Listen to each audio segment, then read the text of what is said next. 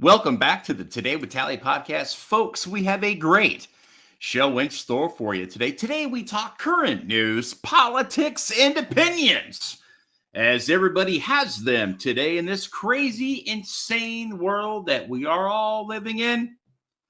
Today's guest, his name is Devil Doc, but he looks like Seth Rogen to me. I mean, the guy, he looks like him, he talks like him, he kind of acts like him. He's kind of a silly guy, but let me tell you, this guy is very up-to-date and knowledgeable on everything that we're going to be discussing today. And I can guarantee you one thing, we will connect with you in one way or another. But first. Hello, friends, and welcome to another exciting episode of Today with Tally.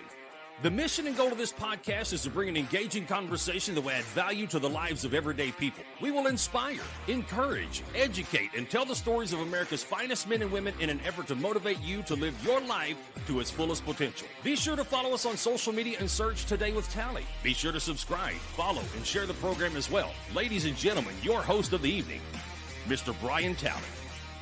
And like I said, folks, we have U.S. Navy combat veteran Devil Doc joining us today on the program. How are you? Good. How are you doing, Tally? Man, Seth Rogen, man. Look at you, bro. Yeah, dude. Big pimping over there in your chair. Man, you're looking pretty dapper these days with that haircut, though, I got to say. Yeah, I just got it, Got to get the ears lowered. Dude, I'm growing my hair out. You're cutting your hair, man. It's just, yep. Life is wild, man. I tell you what, I'm trying to look more like a Tombstone character, man. I'm tired of freaking short hair now. I'm just going to become an outlaw, I think. You're just going to have it, just the whole thing, just the whole. I'm just going to become an outlaw. Dreadlocks and all. My next life, I'm going to be a biker. Freaking big old freaking hog. I'm just going to be a biker and just keep to myself and freaking eight bars and the ape hangers and freaking. Yeah, I'm just gonna be an outlaw and just freaking say goodbye to the rest of the freaking world as it gets crazier and crazier. But who knows? Maybe in our next life, everything will be hunky dory and we'll be Mayberry, and I don't have to be an outlaw, right? So, can we even go 5 minutes anymore in this country, or let alone world, without massive breaking news just over my phone? And I know we weren't even going to talk about this, but I got to bring it up now. There was just a big shooting, a big terrorist attack in Russia at a concert hall. Explosions, gunmen opening up fire, 40 dead, 100 are injured. And these are preliminary reports that are just coming in right now. What's your take on this? Where do you think this all is coming from? Yeah, it's all very new. It's all just breaking like right now. I mean, 3:15 on 22nd March. I mean, just breaking news. And they, you had the people go in there at the concert hall and they were firing, and then they had the fire afterwards too. And honestly, I don't know what's going on. I seen that Chechnya, I think, denied that they were part of it. Ukraine denied that they were part of it. So everyone's trying to be like, no, it wasn't me. But no one really knows who it is. I think they did arrest one of the guys. So, I mean, it's just I don't know what's going to happen with it. But, yeah, it's just brand new, and it's coming up. And, I mean, who knows what's going to happen. Well, they were heavily armed. 40 people lost their lives. 100 more have been injured. And who knows what the casualty rate may be once it's all said and done. These are always start low and they end up pretty high, at least here in America, they do. And really, it's the same abroad. They even had explosives. I mean, they blew this building up, basically, and now it's just in flames. Yep. Yeah, and it's just one of those things where, it depending on who's going to be blamed for this, I mean, we've sent a lot of money over there. If they blame Ukraine, Is it going to be one of those, Chuck Schumer, we need boots on the ground kind of things? Are we going to have to give them more money because now they've escalated the force? Who knows? It could go either way.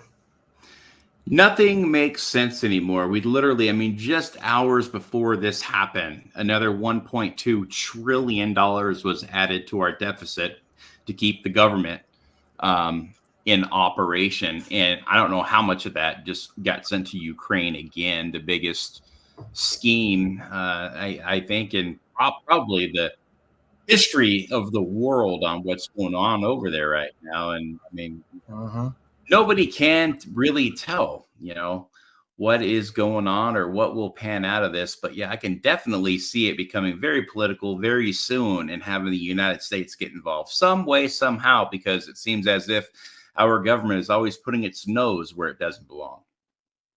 Yeah, I think what I'm reading is that they had, I think, 300 million, 300 million for training weapons and replenishing stock. So, I don't think that it's like the billions that they've been sending, but it's still money that's going over there, and that just makes us, complicit in everything that happens over there. So why do we continue to do that?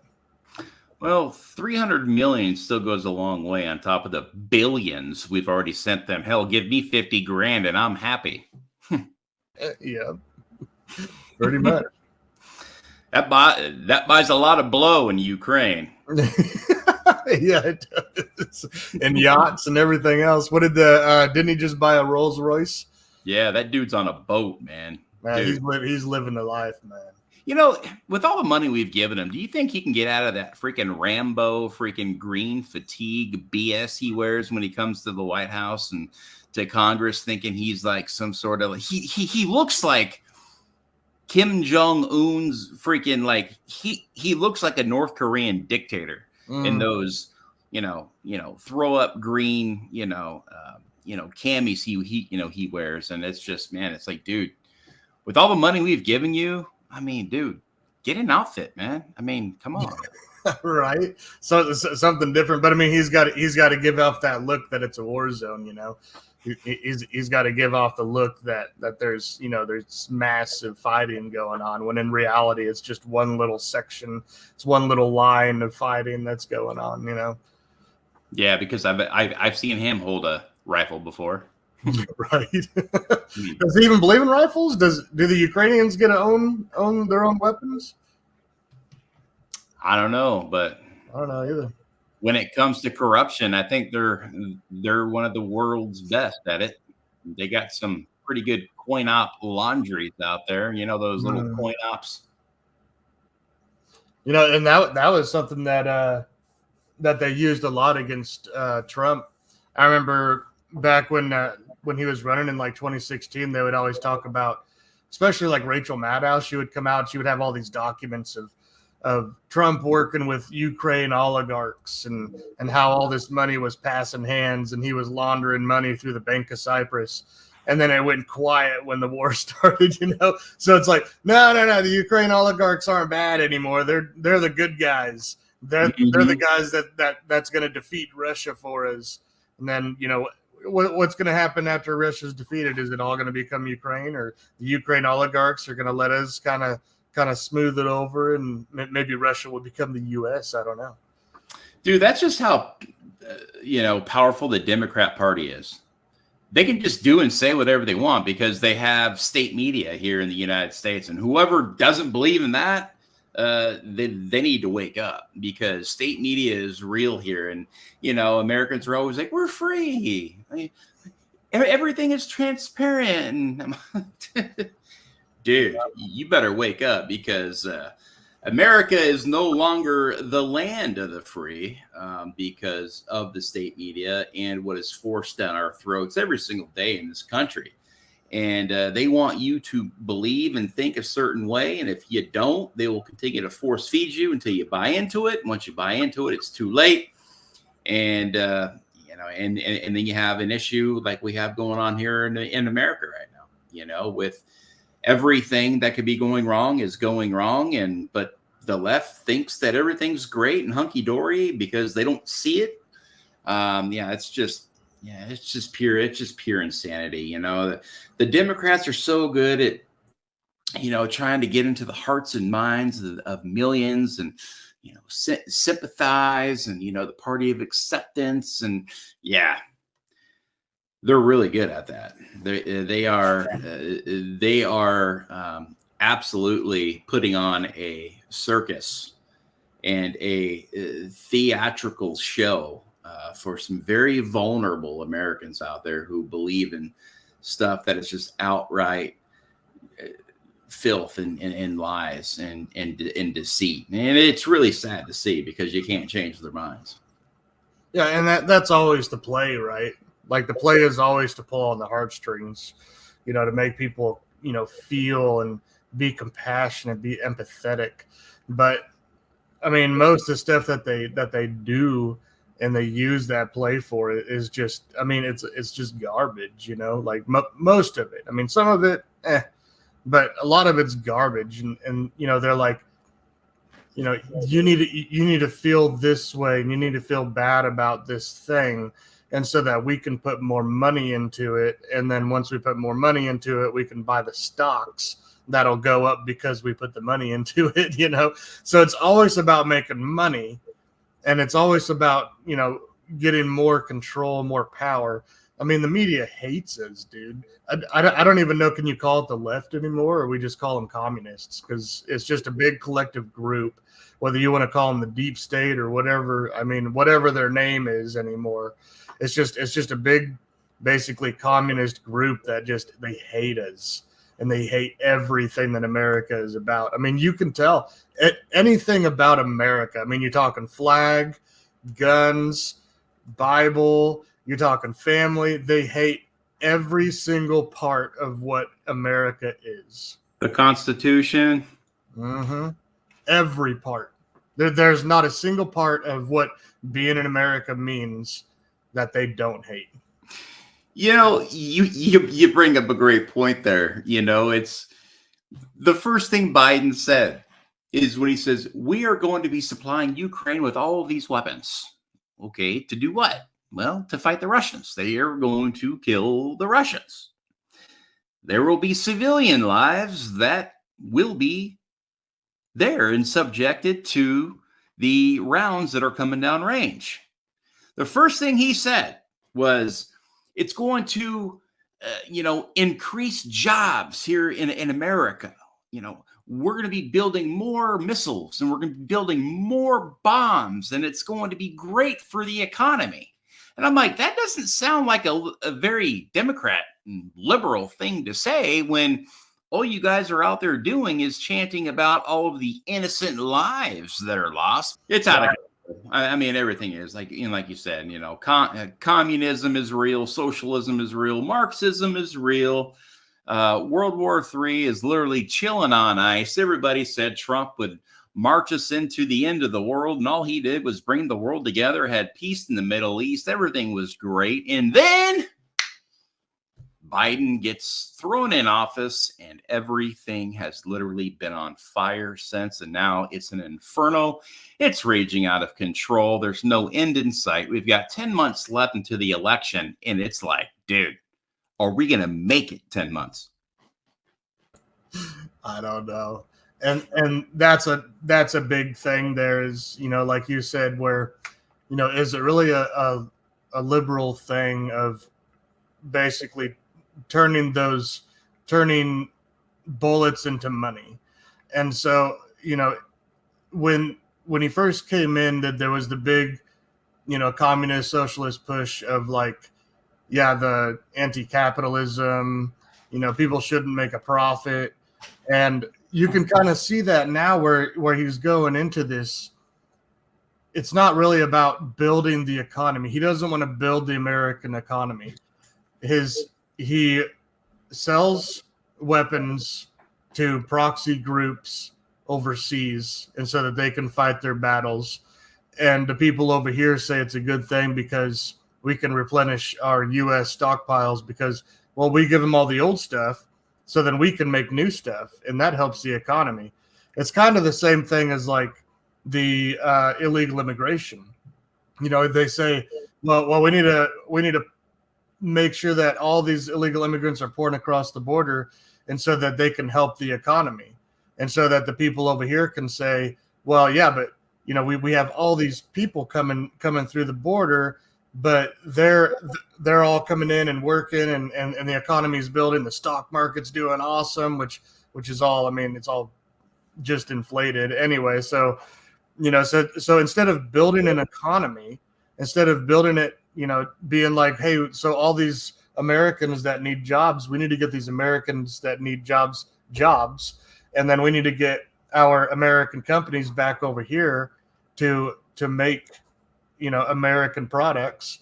Instead of that, he's kind of going around the bush and being like, well, instead of manufacturing in America and having Americans have jobs and so that they can afford their lifestyles, let's just bring over new people that'll work, and we can pay them slave wages or low wages, and so that we can build our economy, and then we can sell weapons and trade arsenals, and so that we can build more of our new stuff, and so that gives us more jobs to build more bombs and more guns and everything else. So instead of building the economy the right way, the American way, he's building the economy by selling our country out. Yeah. It makes us no different than Iran. I mean, we go after Iran all the time. We call them proxies and they're the devil and this and that, and they are. Mm-hmm. But if that's true, what does that make us?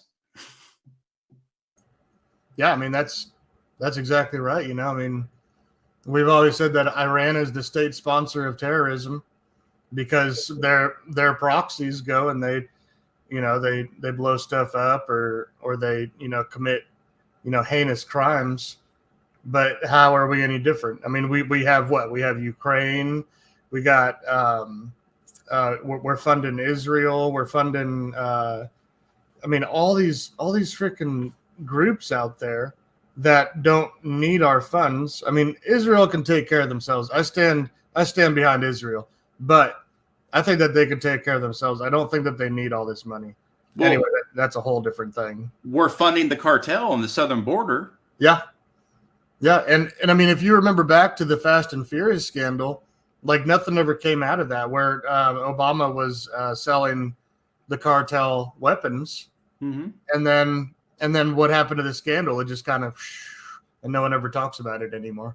It's because it's state-sponsored media.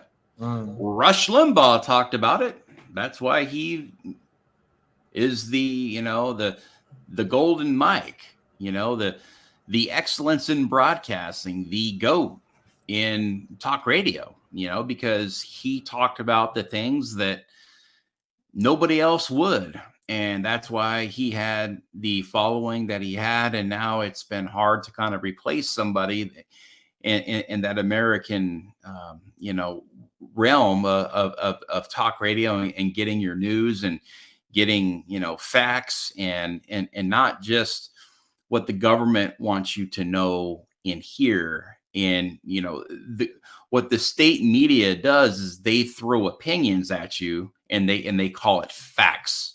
And they're not facts. They're opinions by talking heads, again, that want you to think a certain. I mean, everybody's being it's all gaslighting. It's you will believe it, and it's just it's crazy. But look, I want to move on. You talk proxies. Well, there is an American proxy, and they're called NGOs. The non-government organizations. They are doing the dirty work of the government. They are doing the dirty work of the CIA. Now, what is an NGO, folks? These non-government organizations have no checks. They have no balances. They basically are calling their own shots through American sponsorship, saying, you will take these illegals in, and we're going to fund everything about it. We're going to fund you. We're going to do whatever it takes to get you and everything that you need. And you're going to take these people in, and you're going to accept them as your own, and you're going to hide them behind closed doors. You're going to, and it's weird. It's almost like modern day type concentration camps, because nobody is allowed in there. I've seen journalists try to go in there, and they get shut down, and they get threatened with arrests and stuff like that. These places are very well armed. They're in New York City. They're in Denver. They're in Chicago. Those are the three big cities where a lot of these NGOs are set up. And again, the operations that they're pulling off in there are secretive. So what are they doing with all the people in there? I just saw one get busted down the other day because it was completely, unsanitary, and they were literally like stacking bodies in there. Alive bodies, of course, but they're living on top of each other. It was a bunch of Haitians in there, hundreds of them, I think, in Chicago. And somebody was like, I think there's something going on in here, because I rent this bottom part. And then the cops got called in, and all of a sudden that NGO group got busted. But I'm sure there will never be any accountability, because they're working for who? The government. So again, it's just, we had Silent Rider on this program, a man who, remained anonymous, who is working directly for the Border Patrol, and rides these buses and takes these illegal immigrants to all of these sanctuary cities.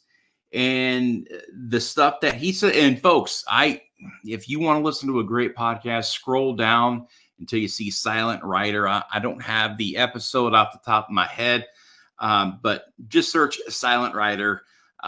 And you will hear some pretty incredible stories on how all this stuff plays out, and how it all works, and how they process these illegal aliens, and how they transport them throughout the country.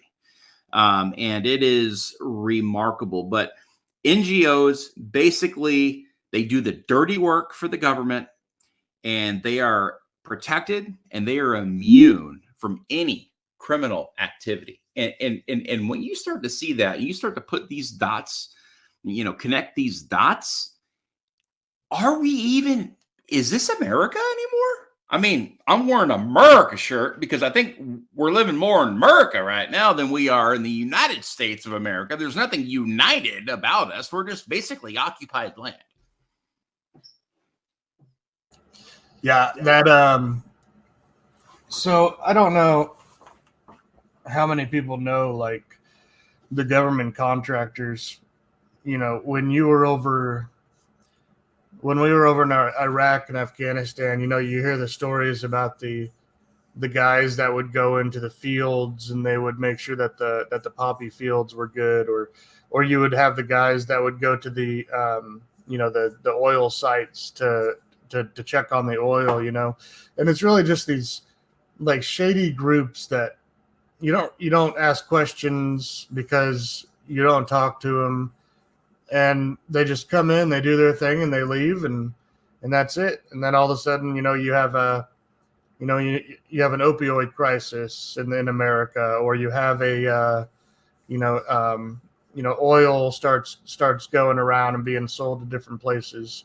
So it's very shady the way that the government does things like this, where they, it's where the government itself, it should be operating, but then they hire these people with whatever money, and they go in and they do this weird kind of shadowy stuff, and then you don't hear about it.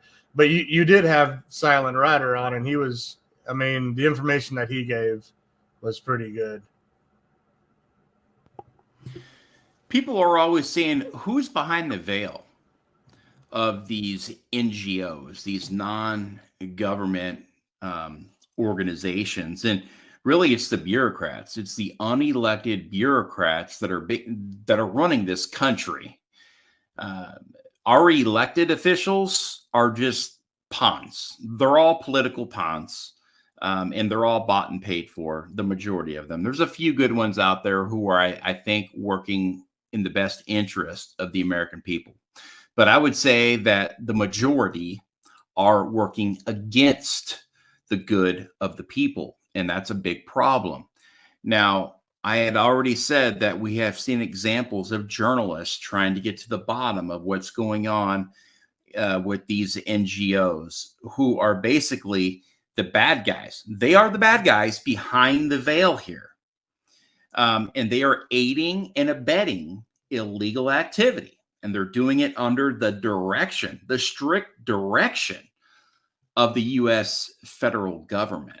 And once you understand that, it puts other perspectives into play to where your conspiracy is now fact and truth. Yeah. It's I remember a time when people used to talk about the mercenaries that the American government would hire. I mean, you had like Triple Canopy and all them, and they were just mercenary groups that would go out, and no one really knew what they were doing. Most of what they were doing was like protecting certain assets. But it's like, where did we go? Like, instead of just our military or having everything just in America's hands, in the government's hands, and doing things the right way, and then we're just outsourcing that. I mean, we're just outsourcing war. We're outsourcing immigration. Like, where did we, like, how did we get into that? I don't get it. You're right. Again, we are no different than all these other state sponsors of terror. And it's going to be very interesting to see how this Russian terrorist attack is going to play out, because I know it will come down to another $1 trillion here or there. They're going to find a way to funnel it to get our troops over there, to get boots on the ground. And that opens up so many other questions that we'll get to later in the show. El Paso, Texas. Okay, just yesterday, it looked like a scene from Benghazi. The optics on this were about as bad as you could ever think of. When you're looking at this, you're like, is that Beirut? Oh, is that Haiti? No, that's the United States of America. And they got absolutely overrun by hundreds of illegal aliens that, to me, looked and sounded like Middle Easterns. And we have been catching a lot of Middle Eastern terrorists over the last week, month, and years at the southern border. Now, that's a big problem right there, because look, all the gotaways that are here. I mean, there's 20 million illegal aliens that have crossed this border that are now here in the United States. Now, a few may be here for the right intentions, but I believe that the majority are here for bad intent. They're going to do something wrong when they're here. They're going to break the law in some sort of way. And we've already seen a lot of examples of that. Literally almost every single day in America, when it comes to violence, to violent crime, to sexual assaults, to shootings, you name it. They are getting involved in a lot of this hardcore violent activity, again, that is being sponsored by our own government. And the government's number one job is to keep the people safe. And they have failed to do so. Absolutely. It's like you keep saying, it's dereliction of duty. I think they're like you said, the whole job is to keep Americans safe and protect those borders. And I mean, when have we ever seen historically just a completely open border and just letting people in? I mean, the only time that I could think of in history that's happened was Rome, and when you had the Trojan horse, and they let it in because they thought it was a gift, and then they all those enemy combatants jumped out and opened the gates for their buddies, and all their buddies came in, and they killed all the people and burned the city and everything else. I mean, how long until that happens here? It's just, like you said, it did look like Haiti, yesterday with that video, because you have all those people that are trying to push through, and that's kind of what happened when we were there during the earthquake too. Is you had all these people, and we had they had to put the wire up and everything else because they were trying to push through and get the humanitarian aid and everything else. It's just people that don't have any respect for our country and our laws. And I understand that there might be some of them that are extremely desperate and trying to get here, but you got to understand too that a lot of these people, especially in countries and areas of big terrorist activity, like, we should be vetting these people more and catching them, because eventually they're all going to come in and they're going to go to their little sleeper cells, and then we're going to have a big attack, and it's just not going to be good at all. And then people are going to be like, whoa, like how did that happen?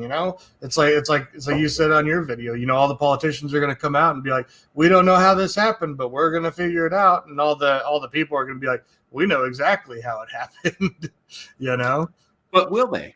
Because Americans have a memory in an attention span of about 20 seconds these days. Yeah. Why do you think TikTok is so popular and reels and clips are so popular? Because they're 10-second, 20-second videos. Dare you put something out there for 3 minutes, and I'll put stuff out there that's a 3-minute video. I'll go back to my analytics and I'll see that most people stop watching at 41 seconds. But the whole entire point of the video didn't come to the 1 minute and 30-second part, because you got to set it up.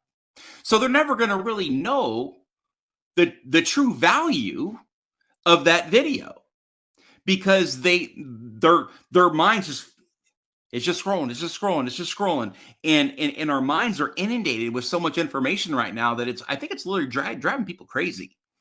And because there's so much news out there, and I think that's the whole goal here, is to inundate you, to distract you, and to get the people completely heads buried in the sand, while the elites around you and the powerful folks that want to get rid of you are operating in the shadows of darkness, and in the shadows, like you say, the shadow governments and everything else. And I mean, it's there. It's all in play. It's set up. But we could stop this today. Our military could stop this today. Our government could put an end to this right now. And how dangerous of a situation was that yesterday?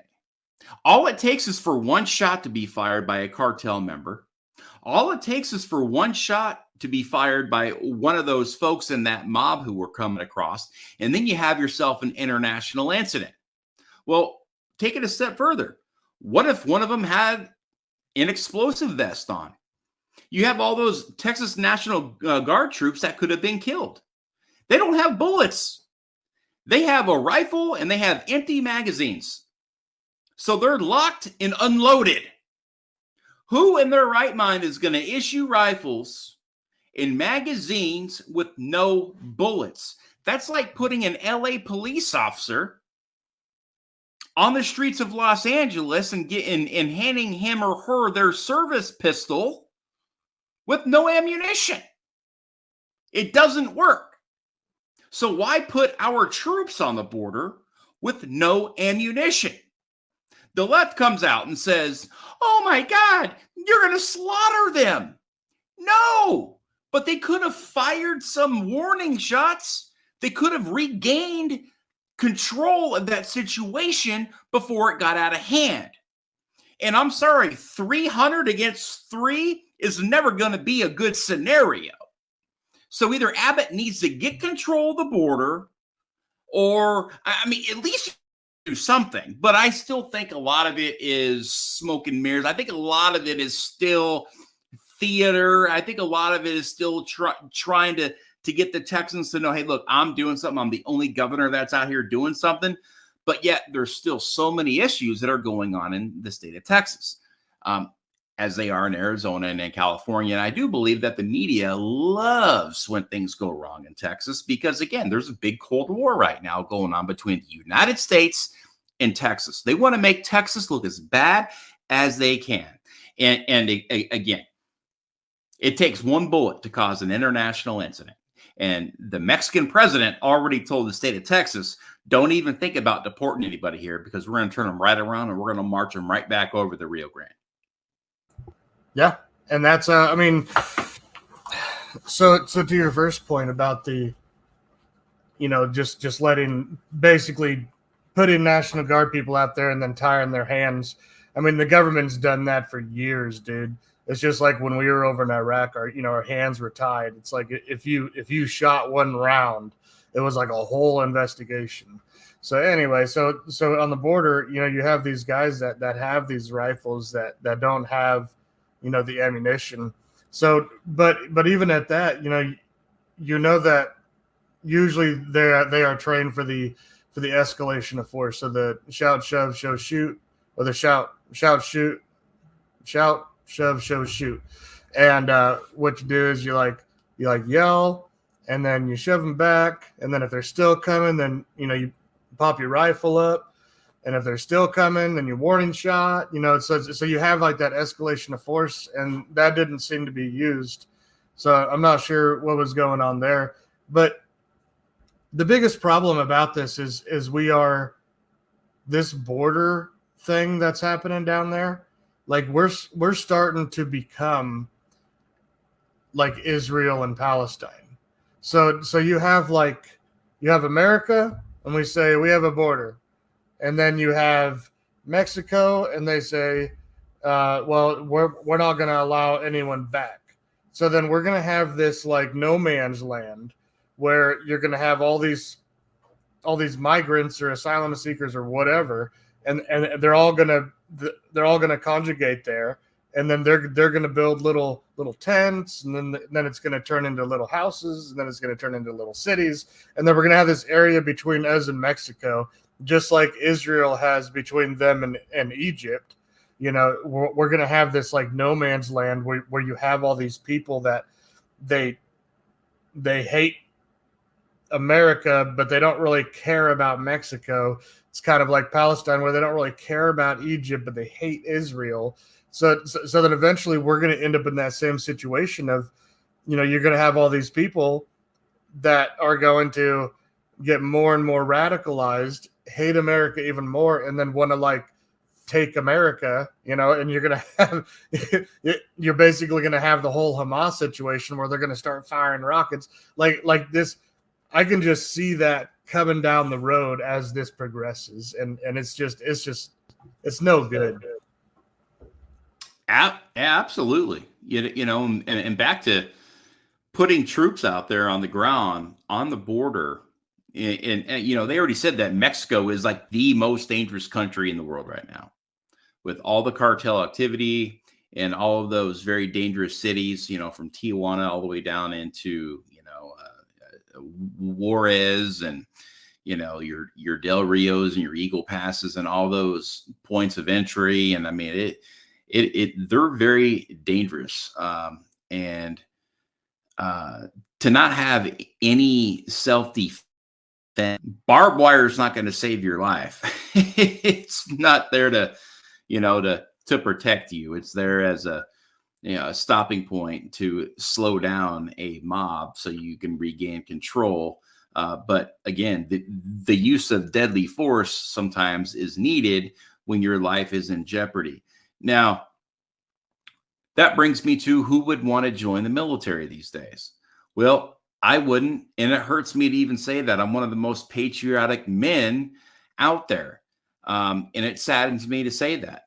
I won't allow my kids to join the military. I just won't do it. I believe that the fight is here now. It's not abroad.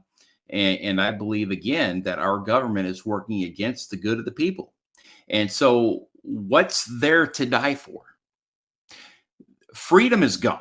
Why are you going to go out and fight and die for a nation that is ungrateful? Because that's what I see. And if I see it as a pretty rational guy, there's got to be a lot of other people out there that are thinking exactly the way I am. And if I'm not, well, I guess I'm the one guy out there who's thinking a certain way. And, you know, whatever, that's my opinion. That's just the way I think. But when you have an Afghanistan withdrawal, the way we had after a 20-year war, if I was a kid and saw that, I would say, you're out of your freaking mind. Would I ever join that? You're out of your mind. That was the worst pullout. No strategy at all. And it was chaos. The United States of America military operation.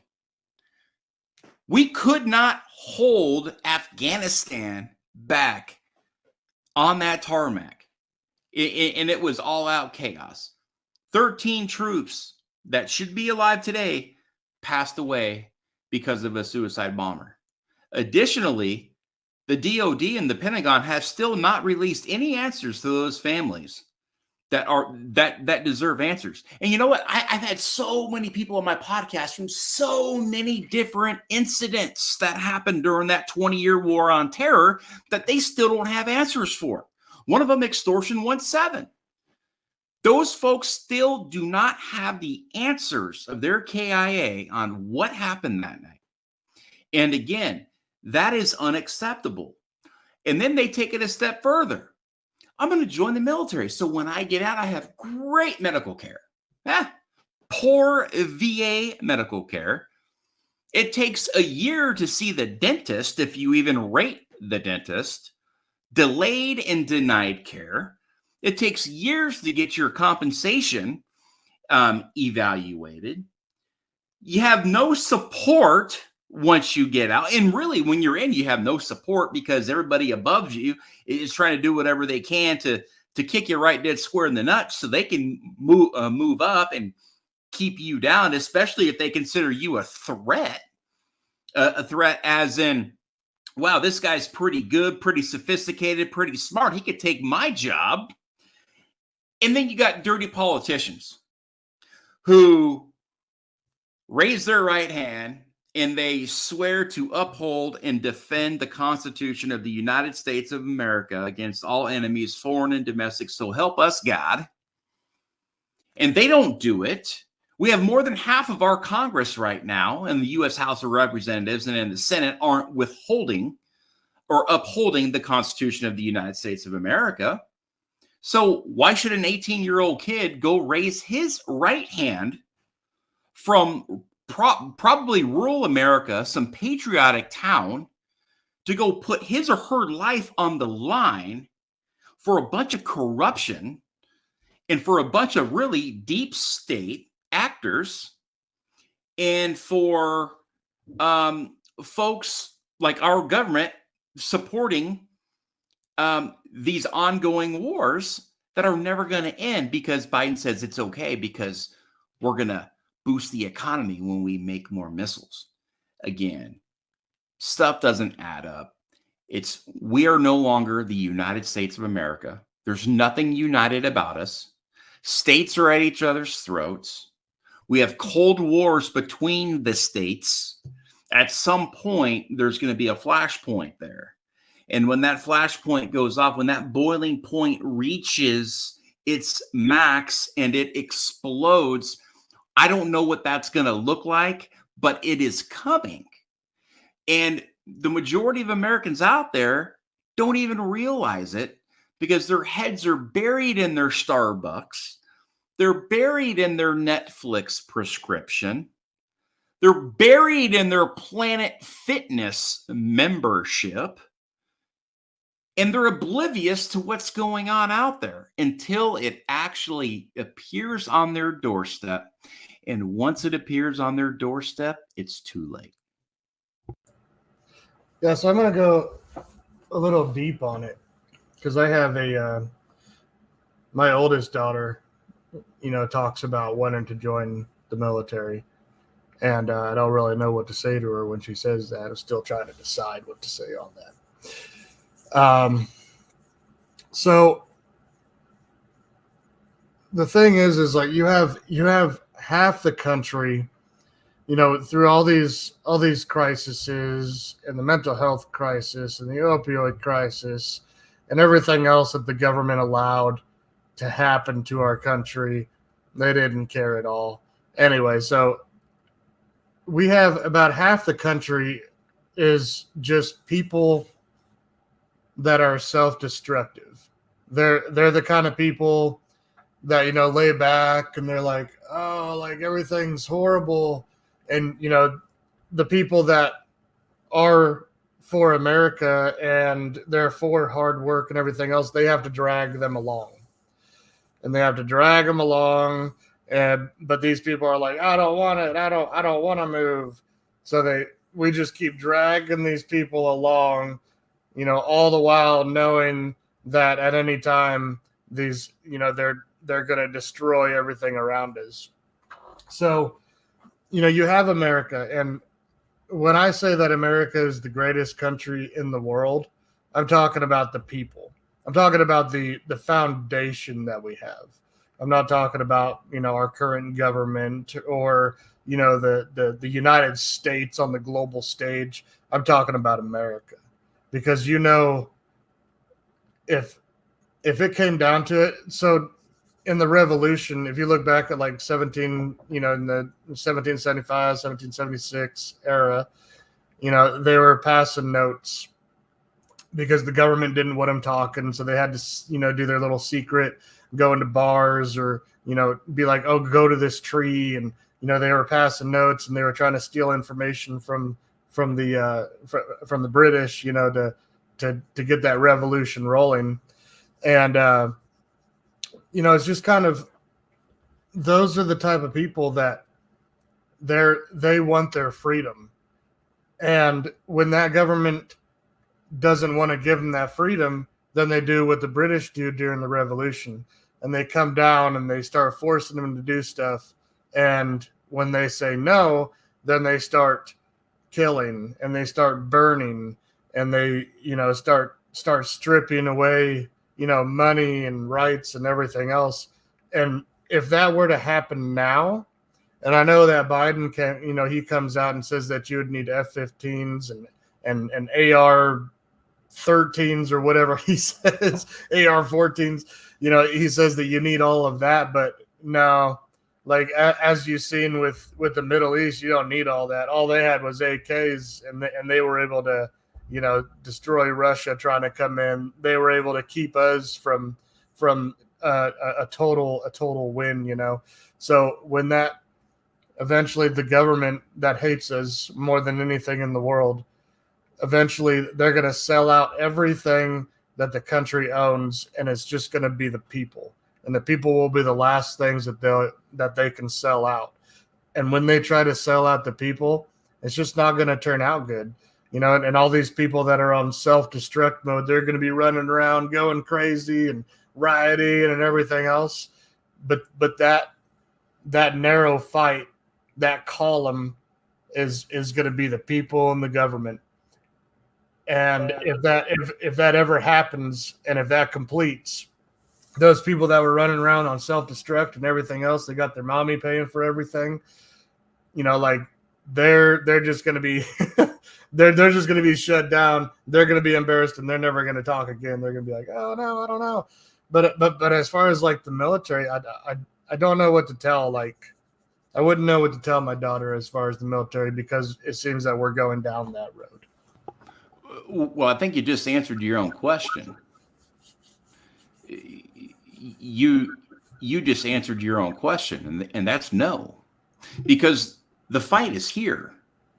Yep. So why send your daughter overseas to fight a war that we don't belong in? Because World War III is coming, and it's going to be nasty, and it's going to be nuclear. Yep. When the fight is here. So why should she leave her family to go again to fight for what? It's not freedom. We're not fighting for freedom anymore. We're not fighting for liberty. We're not fighting for the values because our government is a direct representative of who we are as a people. So when on the international stage, when another country looks at us as Americans, they look at our government on who we are. And so you say, I love America because of the people here, not the government. If you wanted to fight for the people, the fight's here to protect the people of America and not the dirtbag, dirty politicians that and the bureaucrats that are running this country directly into the ground. So, again, that would be, I wish nothing but the best for your daughter. But I think right now in this time in history, it's no time to be joining the military because the fight, we're no longer fighting for the ideals and the principles that we stand on. That's gone. Again, I can't actions speak louder than words, and everything is empty. Okay, freedom. Let's take freedom for an example. Did you know that the VA is stripping veterans right now at a rate that we have never seen in the Second Amendment? You want to know why? Because the VA and the federal government has come out and they said it's okay to not be okay. Come talk to us. Well, guess what? It's almost like a form of entrapment. Because as soon as you go to the VA and you sit down and say, I think I've got some post-traumatic stress. I've had some suicide ideations. I'm not feeling well. I need to talk to somebody. Well, guess what? It doesn't make that Marine or soldier or airman or sailor any less of a man or a woman because they're going through some life issues. There's doctors for that. There's medicine for that. But guess what? You're immediately flagged. Well, can't own a firearm anymore. So guess what? We're going to take away your constitutional right. The same Constitution that you upheld and defended. Additionally, what we're going to do is we're going to arm illegal aliens who are coming here illegally, who have committed a felony. Folks that have been in prison that have committed felonies can't own a firearm. Veterans who now suffer from post-traumatic stress can't own firearms. But an illegal alien can. Dude, make this make sense. Again, what are we fighting for here? We're not fighting for freedom because that is not freedom. That is tyranny. And the more people that start to begin to understand that they cannot go to a doctor for help, they're going to continue to get worse and worse and worse and worse and worse because they don't want their constitutional rights stripped away from them. What's next? They're going to take away their kids? It's not okay. It's not okay to not be okay. Because they will find a way to use it against you. And that's what's going on in this country right now with so many veterans and non-veterans alike. Because what this government is trying to do is they're trying to strip away the Second Amendment. And this is very strategic. If they can't do it through laws and through the NRA and through all these mass shootings that happen, they're going to find a way to do it. We increase the whole mental health issue, and we start to disarm you legally through the guise and the false pretense of mental health and protecting you from yourself, basically. You could be having a bad day, a bad week, a bad month, a bad year. I mean, it happens to all of us. We all have that moment of crisis. It's life. It doesn't mean that you don't deserve to have your Second Amendment rights stripped away from you. So again, they are disarming the American people, and they are arming illegal aliens who have committed felonies to get into this country. And if people think that we only have onesie twosies, no. During the 70s and the 80s and the early 90s, there was always 10 to 11 million illegal aliens in this country. That was always the average, anywhere between 10 and 11 million.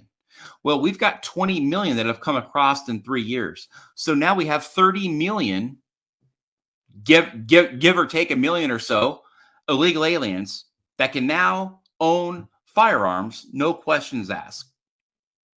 Oh, they got to go through background checks. Oh, okay, with false identification and social security number. I mean, dude, they're ghosts. We're the only ones accountable here. We are the only ones here that are being held to a standard because they know who we are, and we're paying taxes and we're contributing every day to society. Everything is absolutely so screwed up, and it's being screwed up, and this is being orchestrated on purpose to destroy the fabric of this nation. So I'm sorry, but I cannot fight and die for that. Yeah, I mean, it's really if you're an American right now, you are a slave of the government. You're working, but half of your money is going to where the government wants it to go, and it's not going to be America. It's not going to be an American interest. It's going to be something else, because there's so much that is backward in this country. And it goes back to like what I was talking about with these self-destructive people, that they've never known, adversity. They've never known struggle. They say that they have, but, they have mom and dad pay for everything, or they have the government pay for everything. Like, they're not really struggling, but, it's just they like to claim that they are because it makes them sound cooler. It's kind of like the military where, it's not like we don't really talk about the U.S. military anymore of like how like it's like this great, the world's greatest military. We talk about the Ukrainians and Slava Ukraini and how good they are, or all these other countries. It's like oh, their fighters are awesome. Hamas, they're gonna win the war. Like, we don't talk about our guys anymore. We talk about everyone else's guys and how great that they are. So it's like it's so backwards. Our government hates us.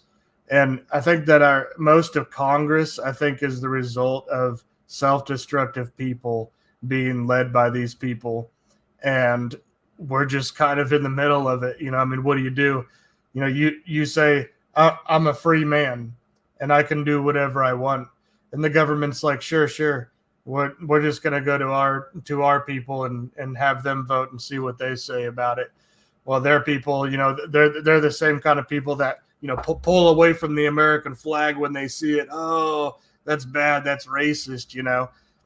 Like there's nothing in America that isn't hated by these people. The only way to get this message out, plain and simple, is through the media, because they're the ones that are broadcasting this message. If there wasn't a media, we wouldn't know what's going on in Washington, D.C. unless we were in the room or in the house of business or picking up a newspaper and reading every bill that's being introduced and reading through the thousands of pages of work.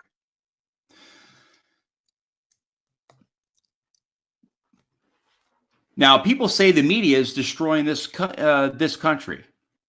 And I do believe that is fact, because they are doing what the higher power, what the deep state, and what the government wants them to do and say. But these people the majority of them are college students who grew up in wealthy neighborhoods, went and got their degree in journalism and video broadcasting, and they're living their best life. And, from small markets to large markets to sports to politics there's so much involved in the media. It's very powerful. But you can't tell me that the people that are actually doing the dirty work here, again, the proxies, the media is a proxy. They are delivering what the government wants the American people to hear. Period. Especially in the politics realm. Do you really think that all those people that work in media, journalism, and broadcasting and politics want to see the destruction of their own country? I would say no. I would say that they don't.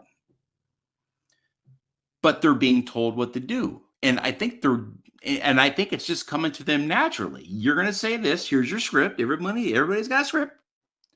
And they got a smile on their face, and they're going to deliver that news to a bunch of vulnerable people. Because, let's be honest. Majority of America is vulnerable. Easy to influence. Easy to influence.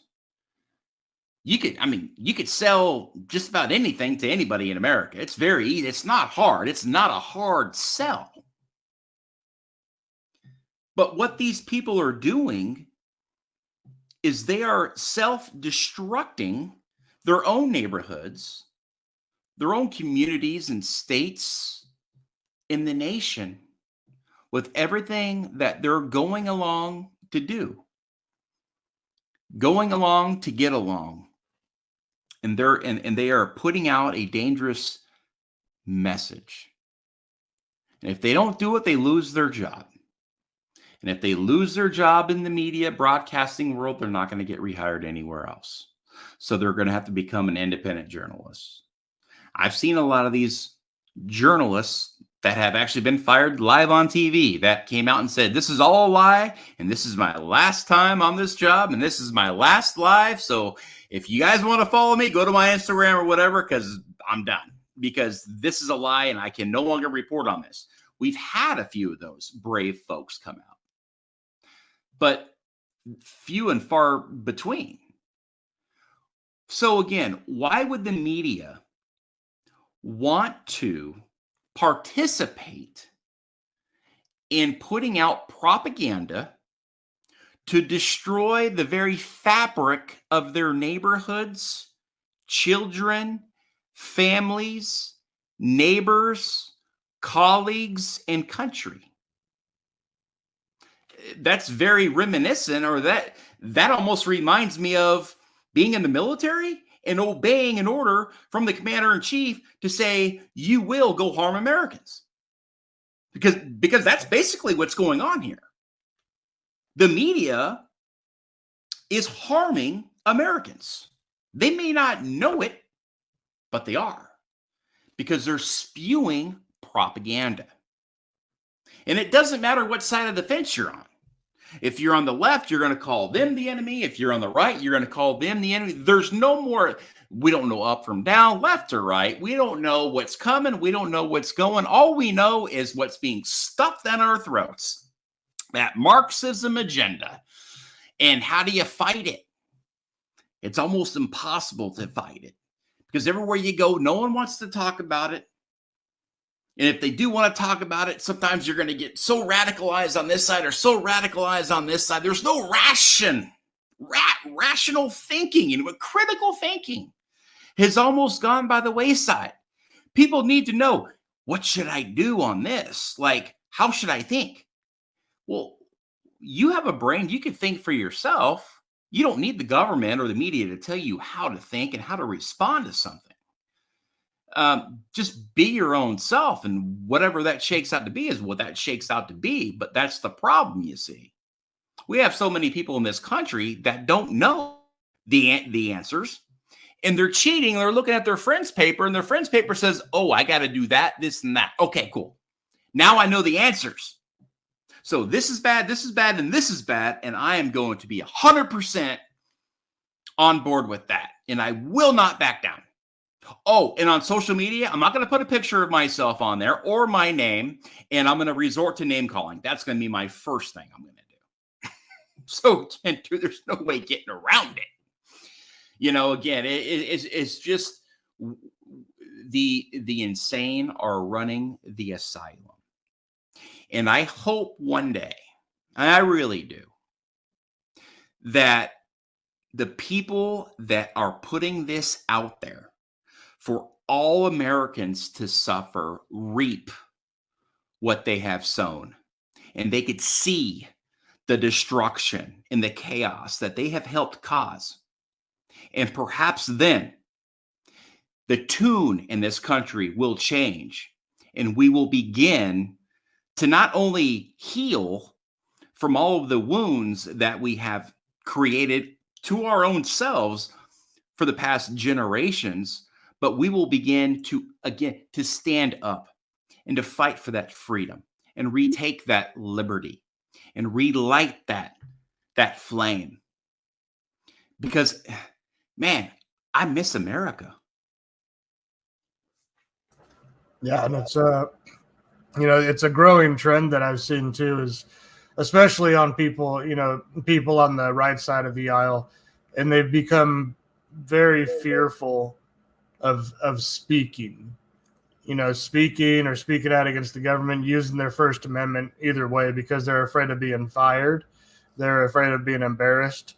They're afraid of being, the mob coming down on them and everything else, or, getting their stuff taken off of social media, or having the entire social media platform banned in general. It's like you can't talk anymore, because there's so much fear of your friend. Your friends are going to hate you, your family's going to disown you, your work's going to fire you, the social media is going to take all your stuff off. And it's just, where are we? Like, where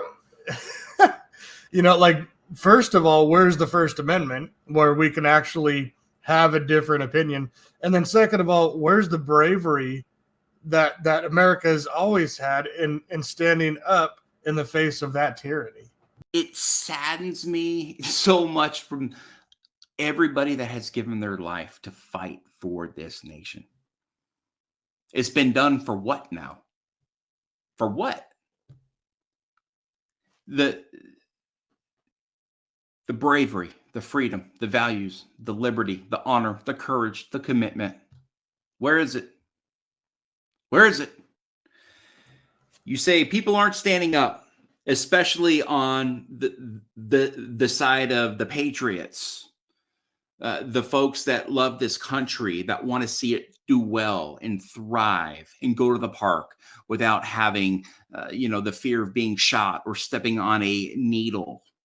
Or having a dangerous encounter with fentanyl, or having a disease-riddled, infested community because of infectious disease, because of homeless people, and again, it's just getting so out of control. We are looking third world, and then somebody will say, you've never seen third world before.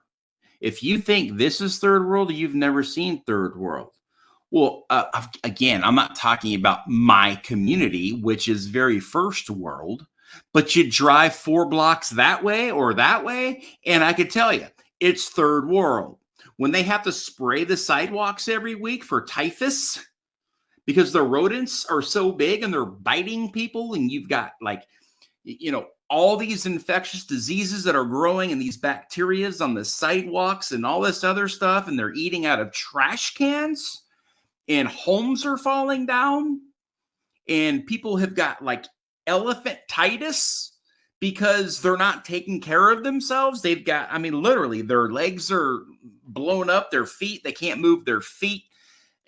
Third world. They have to start a fire at night in a trash can to stay warm.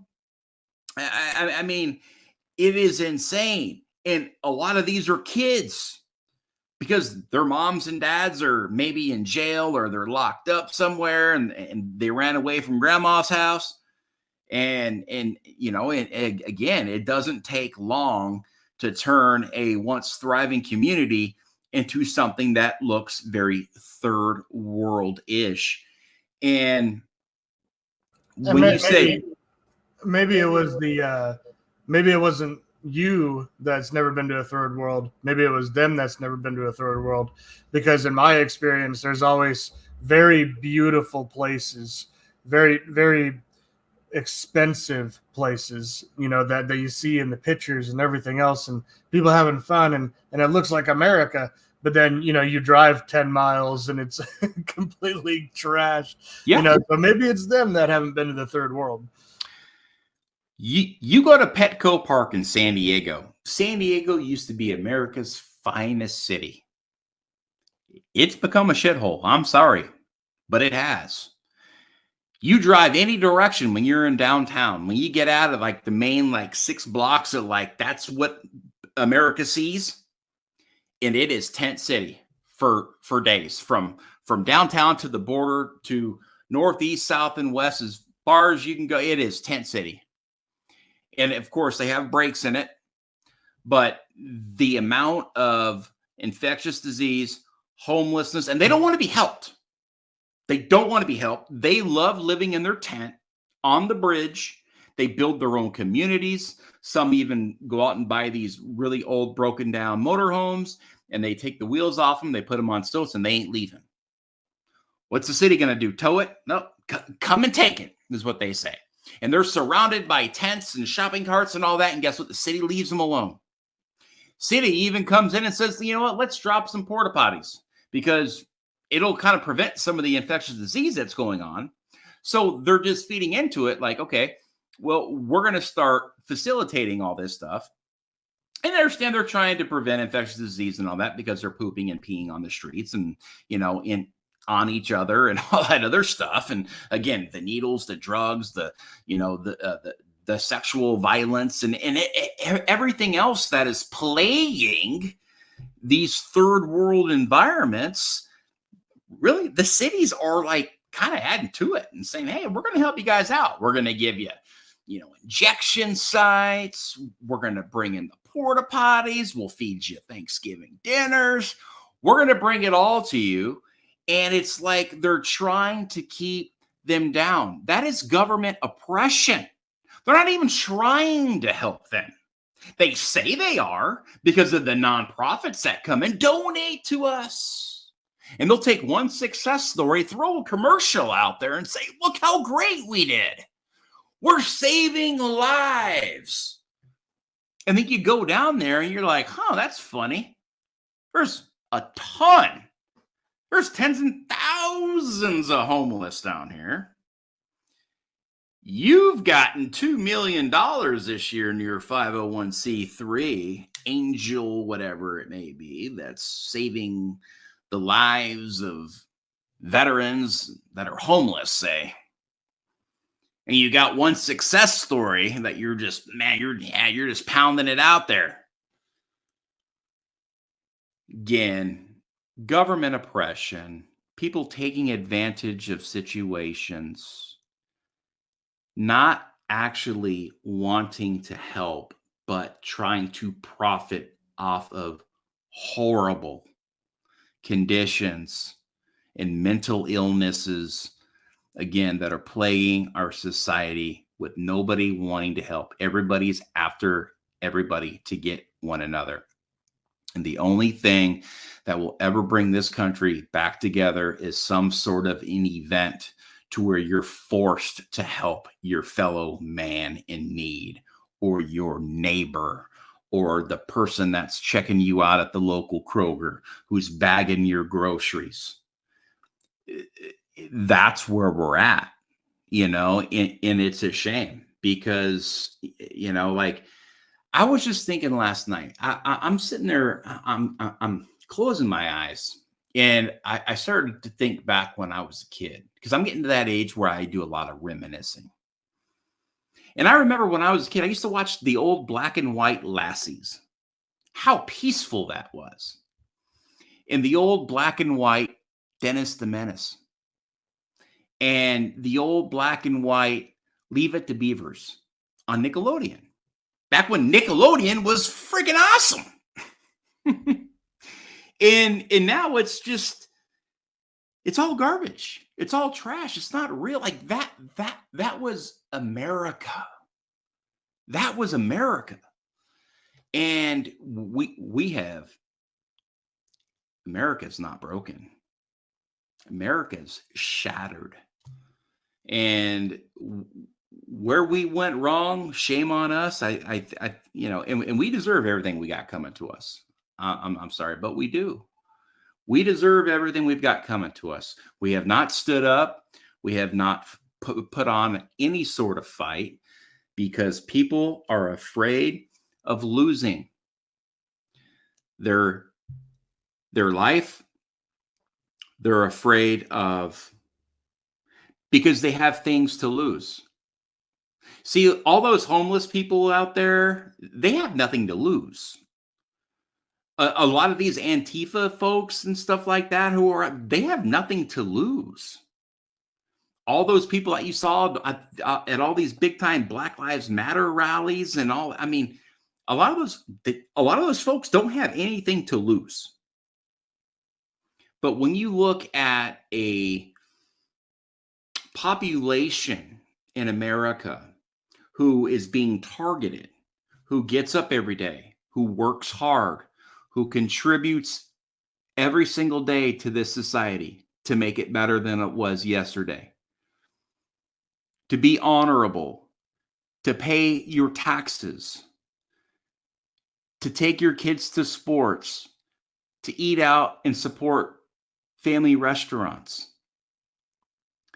And you do all this stuff that makes America great. These are the people that have things to lose.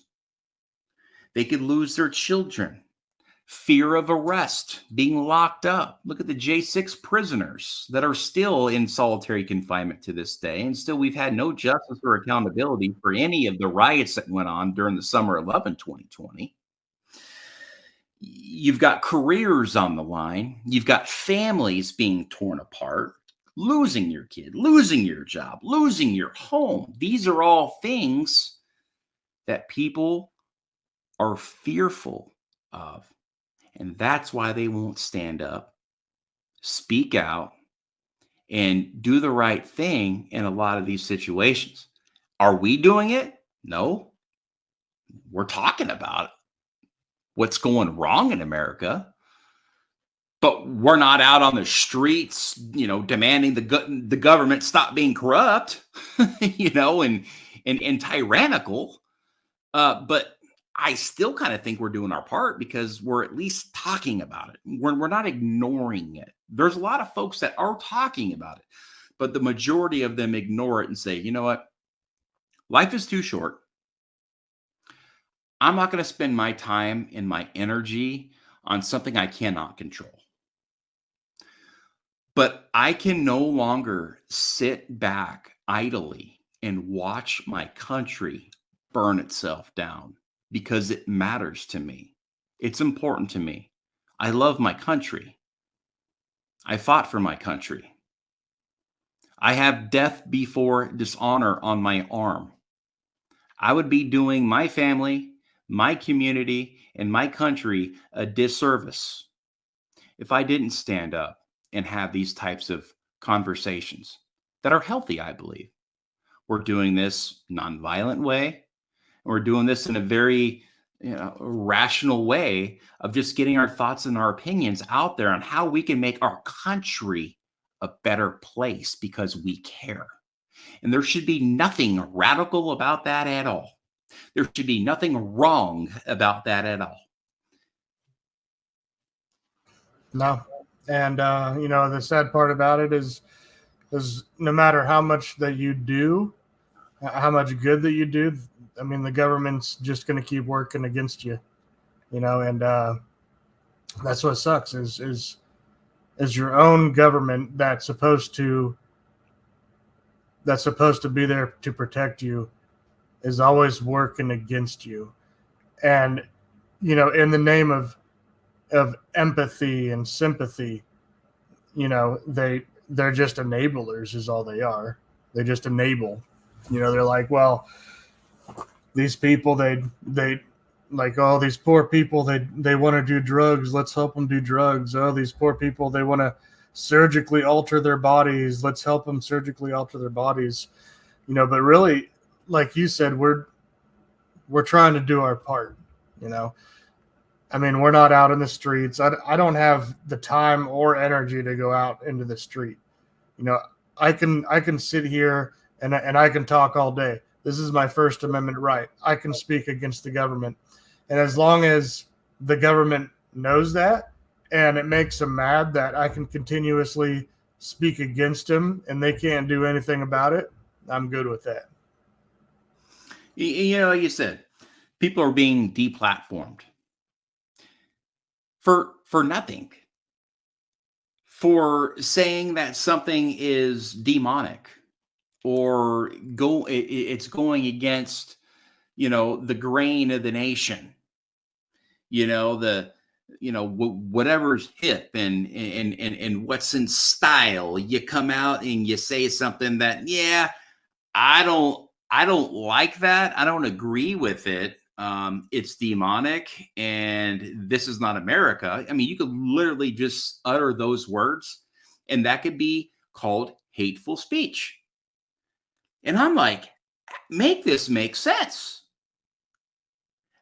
I was stuck in a massive protest in a riot in Denver that it went viral back in 2020. And talk about hateful speech. I saw fires. I saw statues getting toppled. I saw windows being smashed and broken. I saw people being violently attacked on the streets. I saw one dead almost beat to nothing while the Denver police officers just were just there watching it. People were told to stand down, stand back. I mean, again, it looked third world. It looked like I was in Beirut. And I had official business in that capital that day. I had to go through an Antifa checkpoint. Denver, Colorado, folks. So again, it's just nothing makes sense anymore. And I know people are going to listen to this and say, it does make sense. It's the New World Order. It's this, it's that. That's why this is all going on. It's this conspiracy or that, blah, blah, blah. Okay. But we still put real life people from our communities into Congress who can do things about it. And we just spent another $1 trillion. We just added another trillion. I don't know what the debt is now, 40 trillion, 41 trillion. And there was 11 people or 12 people that didn't vote for it. That's it. And so it's like, again, there's the people are working against the good of the country and they need to be voted out. Well, people say impossible. We're never going to have another fair election. I don't have anything to say when they say that because I really don't know what to say. If you would have told me that 5 years ago or 10 years ago, I would have been like, whatever, this is America. What do you mean, dude? We're not freaking Mexico. We're not Venezuela. We're not, freaking Nazi Germany, freaking USSR. We're the United States. Everything is transparent. Everything is good. We're not corrupt people. And now it's like, it could be right. Will we ever have another free and fair election? I mean, there's political crimes going on every single day in this country. I mean, we're seeing it being played out and orchestrated every single day. And there's a lot of big players behind it that are in the shadows, that are pumping billions of dollars into seeing certain people be eliminated from either running from office or being completely just taken out because they're fearful of what may come if, say, a Trump is reelected and the corruption continues to become exposed at a rate that will, change America back to being who we are. And they're fearful of that, because they're like, man, we're so close to just taking America out. What's the final kill shot gonna be looking like? Because that's where we're at here. I mean, again, the agenda here on the table is insane, and it's and I know all those conspiracies out there and all that stuff, but I still can't buy into it, because it's like, who in their right mind, out of all the great Americans that live in this country, there's so many smart, great, bright minds in this country who love their country. Like, with all those people of influence, how could we fall? That's the question. And really, a lot of it could be coming again from the overseas influence, and then politicians here being bought and paid for by overseas politicians and very, very radical groups who want to see the death and destruction of America, because we are the last, glimmer of hope out there really in the world. But as the world is seeing us on a world stage every single day, the embarrassment that we're putting forth, they're changing their tune on who America is these days. Optically, it's not a good look. It is not a good look. No, and really, like, I think the biggest problem is you talk about the conspiracy theories. You have these fringe elements of, you have like the conspiracy theory dudes, and then you have the fringe elements of like the socialist communist dudes. I think what it really comes down to, as far as like what the government's doing and the infighting and everything else, I saw a guy on Twitter X, whatever, and he was a socialist guy, and I don't remember exactly how he put it, but he said he's like, I don't care about a moral win. He said, what would be the point of fighting for what I believe in if I don't win? So he said, whether it's a moral win or an immoral win, that's what they're going for, is the win. And I think that's what it really comes down to, is all they want to do is win. And it's like Trump, they say, well, if you elect Trump, then it's going to destroy the country. That's basically them saying, well, if you elect Trump, we're going to destroy the country, but then we're just going to blame it on Trump because you made us do it. You made us win this way.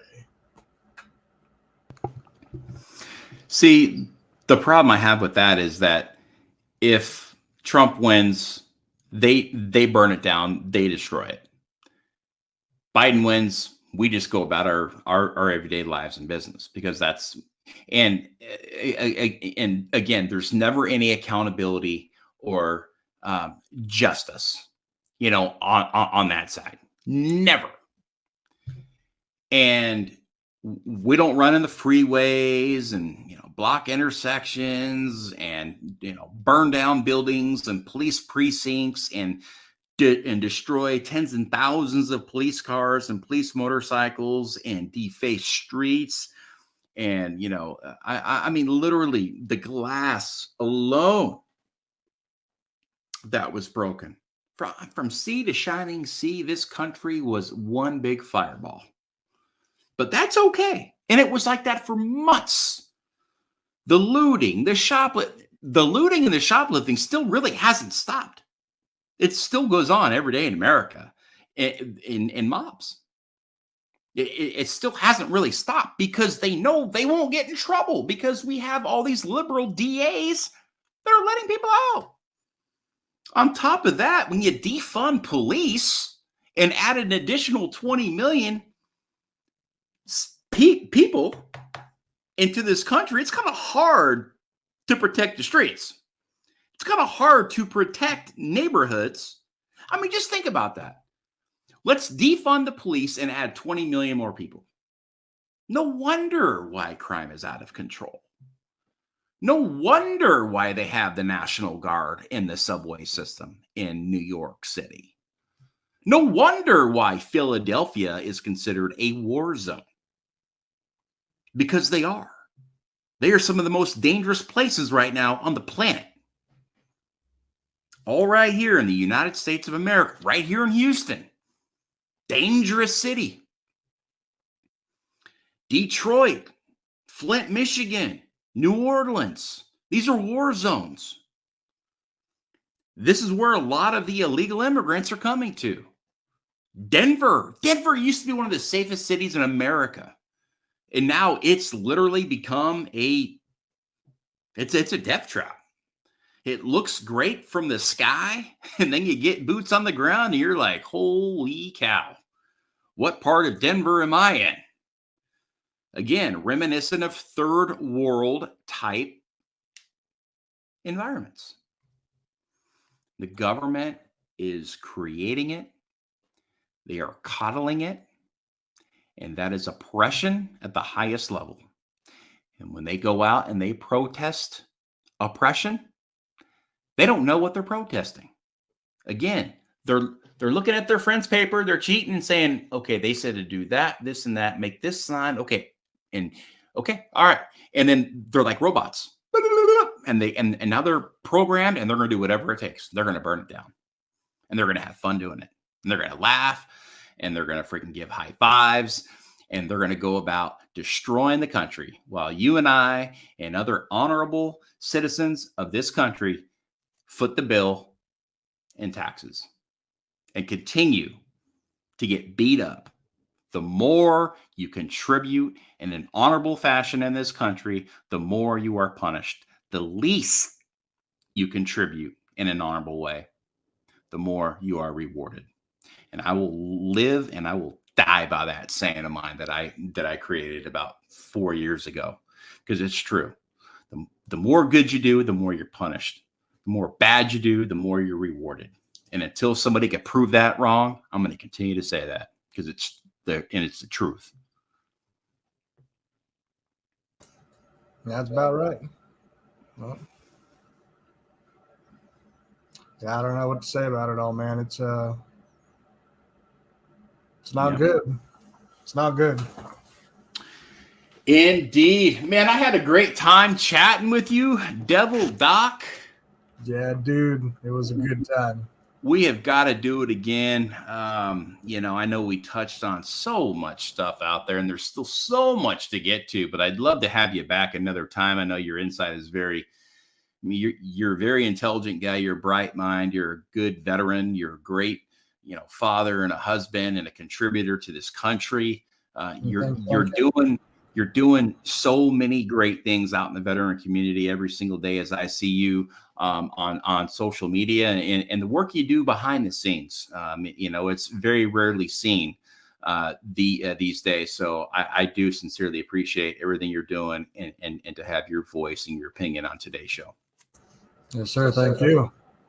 Yes, sir. Folks, don't forget to like, share, and subscribe to the program. It has never been easier to listen to this podcast. We are on Facebook, Spotify, YouTube, Amazon Music, iHeartRadio, TikTok, and X. Simply search Today with Tally. Also learn more about me and my personal story, and perhaps even get my new book at briantally.com. Folks, that's briantally.com. Folks, remember to stay inspired, stay encouraged, stay motivated, and always stay in the fight. Until next time for the Today with Tally podcast, this is Brian Tally. Good night. Semper Fi. God bless. This is the Today with Tally podcast.